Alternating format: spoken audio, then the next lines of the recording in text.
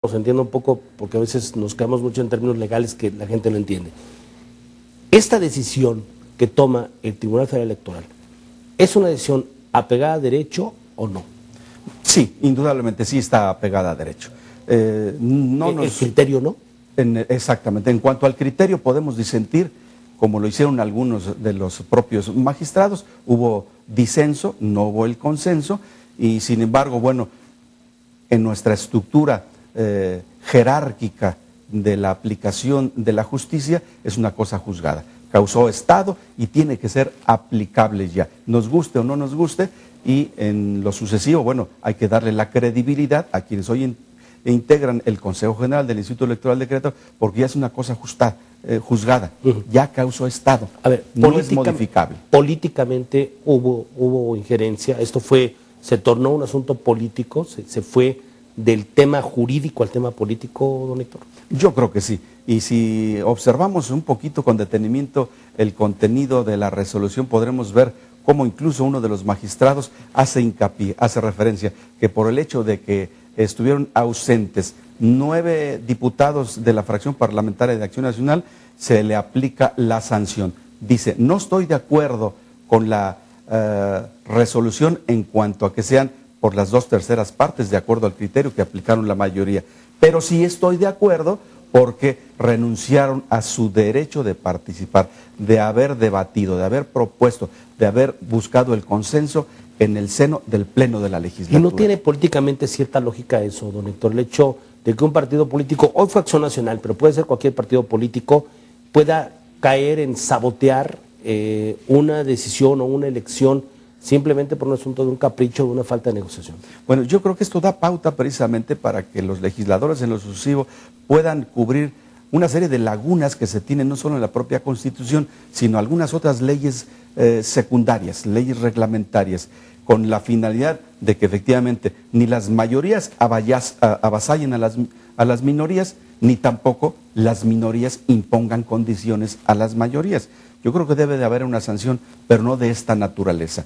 Yo siempre insistí, y todavía sigue siendo mi criterio, de que no puede prevalecer la funcionalidad de una institución sobre la Constitución. Sin embargo, el criterio del TRIFE, ex-TRIFE, Tribunal Electoral Federal, fue en este sentido.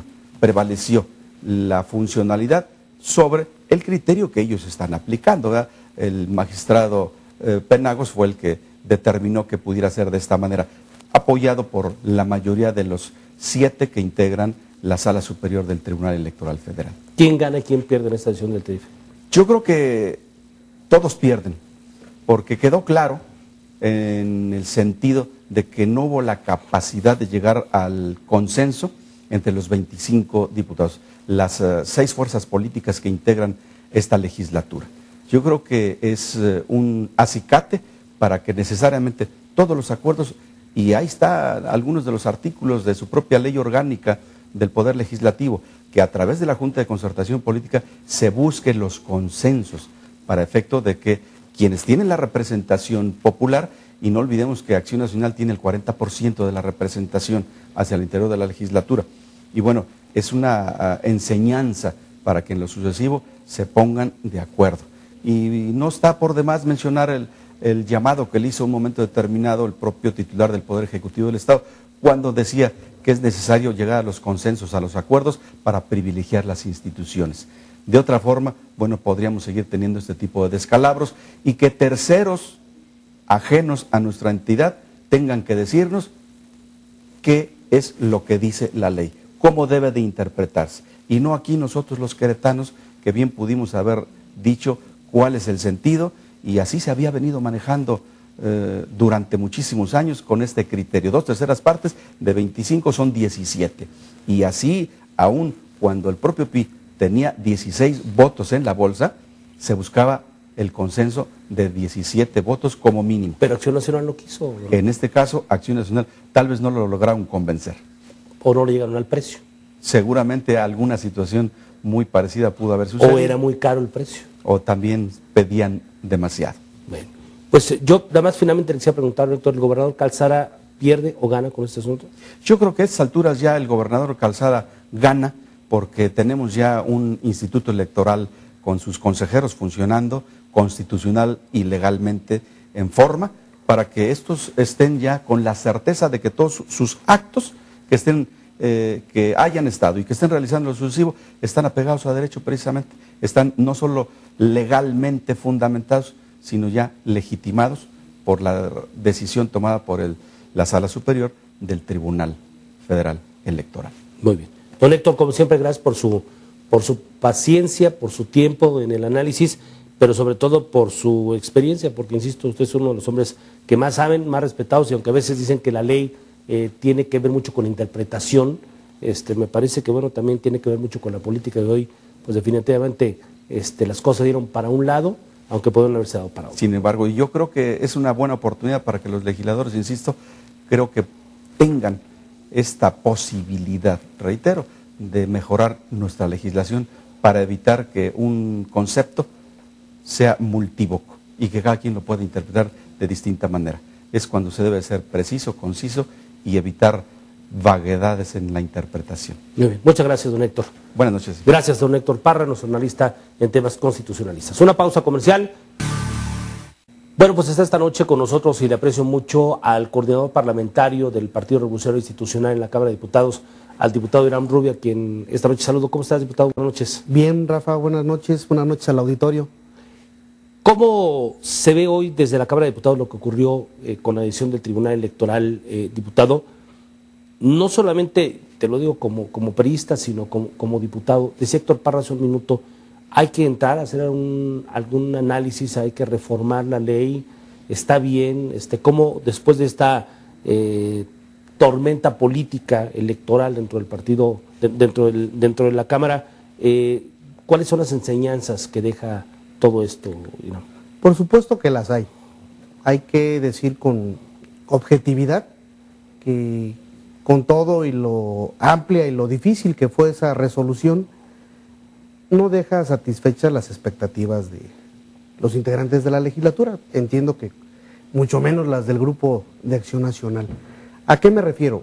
Que el esquema que establece nuestra propia ley orgánica para la generación de acuerdos, pues tiene vicios, tiene lagunas, y nos parece que además de algunas reformas que habría que implementarse en lo inmediato, también las actitudes de quienes formamos parte de los propios órganos directivos de la Cámara y de los propios grupos, entiendo que tiene que ser distinta. El equilibrio que de alguna manera supone los tipos de votación, como esta famosa de la votación calificada de las 2/3 partes, bueno, dejó de ser un mito, cuando menos en la interpretación de nuestra Constitución, que hoy ya resuelto el tema, creo que podemos hablar de por qué llegamos a esa crisis que ustedes lo denominan. Bueno, llegamos a esa crisis porque nos parece que una actitud del Grupo Parlamentario de Acción Nacional poco reflexiva, poco madura en cuanto a los alcances que iba a tener este asunto. Yo podría decir que fue un intento de demostrar fuerza que no cuajó y que finalmente lo que demostró fue impericia política. Y no lo digo en el sentido peyorativo, lo digo con mucha objetividad. A nadie le conviene finalmente lo que pasó. Yo tampoco tengo satisfacción por el tema, y nos parece que sí tenemos que aplicarnos a mejores esquemas de acuerdo político y de consenso. ¿Qué pasó, diputado? ¿Hubo falta de negociación o chantaje político? Porque nos quedó claro que no se pusieron de acuerdo, y también lo que dice la resolución del Tribunal Electoral es que al final del día le jalan las orejas a Acción Nacional, lo recriminan justamente por haberse salido, por haber saboteado la elección de los consejeros, y lo que muchos se preguntan es, pues, ¿qué pedían los panistas? ¿Qué quería Acción Nacional al grado de no tener un margen de negociación y llegar a un rompimiento tan abrupto como este? Los aspirantes no hubiésemos tenido a la mano esta información. Yo fui dirigente de mi partido, fui secretario técnico del Consejo Político Estatal, tuve a mi cargo el área de elecciones y a lo que voy es que te puedo decir que conozco el padrón de militantes y de cuadros directivos, cuando menos del año 99 a la fecha, y yo no tengo registrado el dato del maestro Ruiz Cañizales como militante del PRI. Yo atribuyo a un error, pero que finalmente como evidencias pues lo acredita como parte de la directiva del partido, y creo que aunque no comparta que ese haya sido el final en declararlo inelegible, hay que acatarlo y nos parece bueno, pues que no hay otra manera de probar que hubiese sido distinto.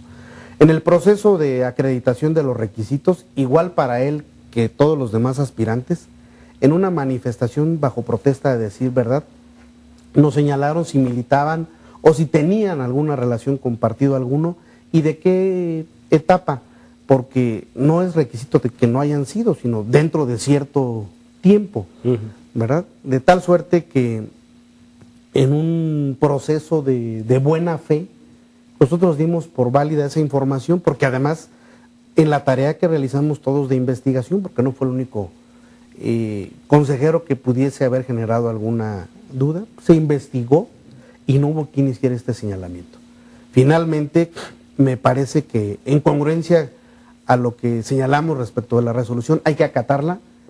Lamentable que se haya sucedido y que ponga de alguna forma en evidencia que hay información errónea de parte del PRI, si así se generó, y que también hay que decir lamentablemente un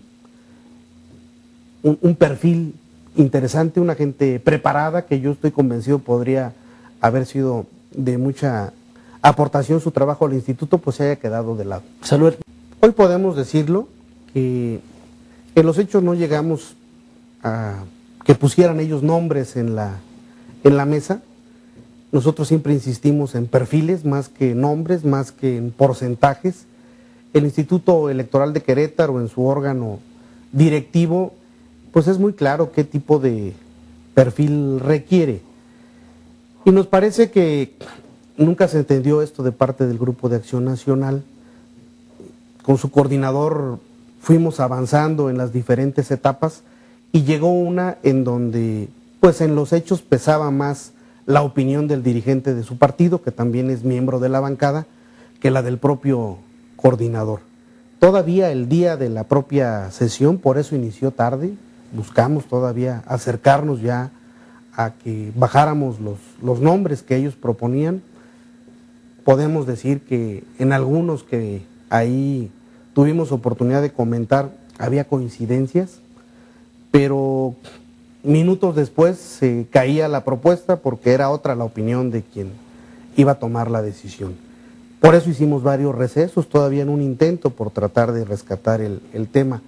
Pero me quedo con que no era un asunto de nombres, no era un asunto de perfiles para ellos, era un asunto de demostrar una fuerza que en los hechos no se tenía.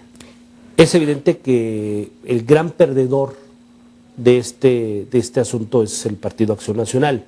Y yo decía que fundamentalmente Ricardo Anaya como estratega y como político, pero también el PRI queda al descubierto con un consejero que el propio Tribunal Electoral baja porque estaba en la estructura del PRI y que evidentemente no tenía que hacer nada ahí contraviniendo la propia ley para la elección de los consejeros.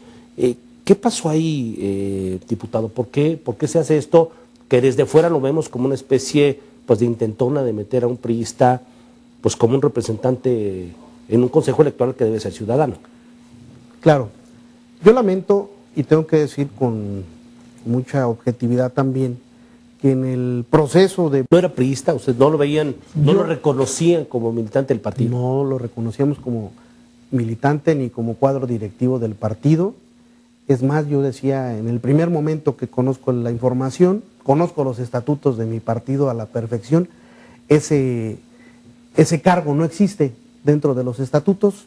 Tengo muy claro que la ley electoral nos obliga a que registremos la mesa directiva o el comité directivo del partido cada que hay movimientos, y no podríamos haber registrado en el instituto un cargo que no existe en nuestros estatutos. por decirte lo menos. Pero además, hay que ser puntuales. No podríamos estar de acuerdo con una parte de la resolución y con otra no. La acatamos en la totalidad. Nos parece que pues es lamentable que haya sucedido esto. Y si es una forma también de jalarnos la oreja al PRI para que seamos cuidadosos de lo que informamos y qué documentos manejamos y a quienes incluimos, que lo hagamos con responsabilidad.